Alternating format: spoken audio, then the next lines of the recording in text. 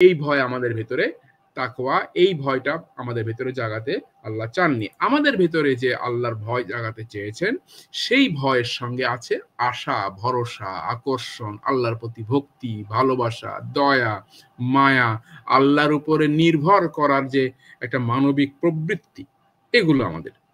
তো এখন সাপ দেখলে আমরা দৌড়ে পালাই সাপের ভয়ে।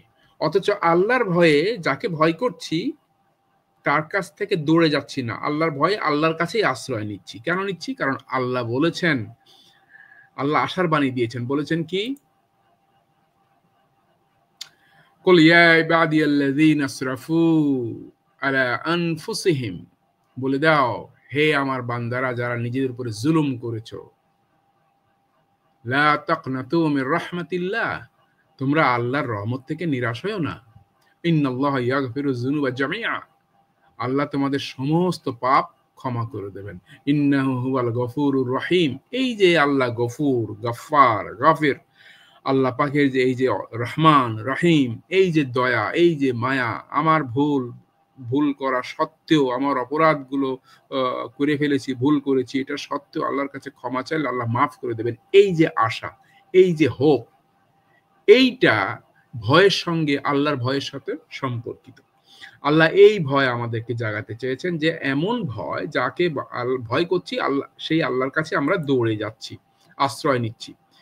আবার এক জায়গায় বলেছেন রাসূল সাল্লাল্লাহু আলাইহি ওয়াসাল্লাম যে বান্দা যদি দৈনিক ৭০ বার অপরাধ করে আর ৭০ বার ক্ষমা চায়, আমি তাকে ক্ষমা করে দেব। এটা আল্লাহর কথা।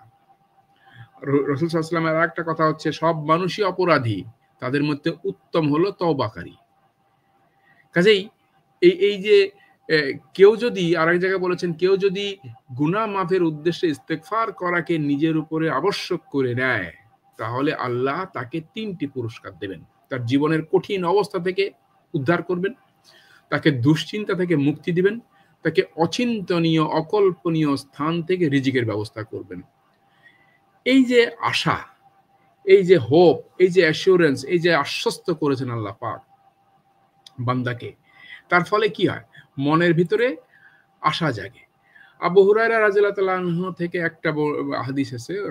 আবু হুরায়রা রাদিয়াল্লাহু তাআলা আনহু বলেছেন যে তিনি রাসূল সাল্লাল্লাহু আলাইহি ওয়াসাল্লামের কথা বলেছেন যে উনি বলেছেন আল্লাহ তাআলা মাখলুকাত সৃষ্টি করার সিদ্ধান্ত নিলে একটি কিতাব লিখলেন যা আরশের উপরে সংরক্ষিত আছে। এতে আছে আমার রহমত আমার রাগকে প্রশমিত করেছে।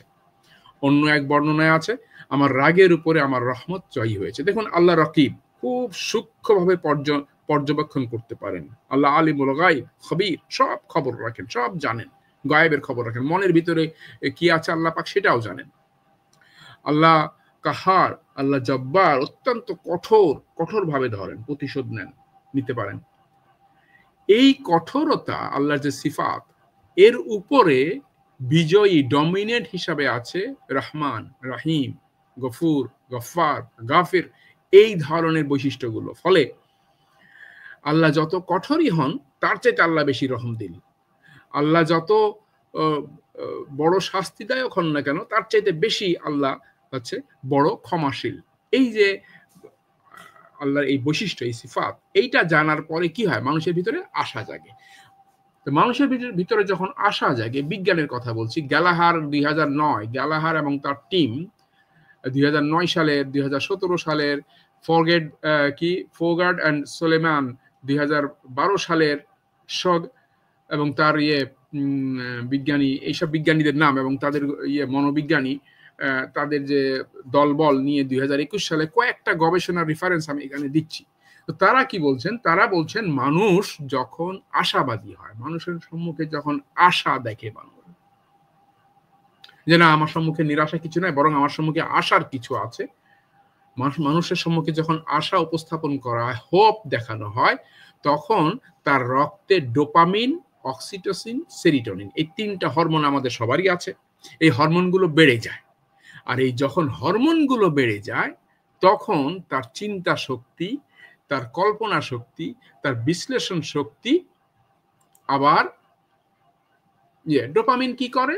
ডোপামিন আমাদের হার্টের রেগুলেশন করে, আমাদের হার্ট কিভাবে বিট করবে, রক্ত কিভাবে সঞ্চালিত হবে, কিডনির কার্যকারিতা, আমাদের চলাফেরা, আমাদের মেজাজ, মানসিক স্থিরতা, ভারসাম্য, কোনো একটা কাজে শুরু করলাম, সে কাজে মনোযোগ দিয়ে ধরে রাখা, কাজটা শেষ করার মতো ধৈর্য, মোটিভেশন, নতুন কিছু শেখা, এগুলা নিয়ন্ত্রণ করে ডোপামিন হরমোন।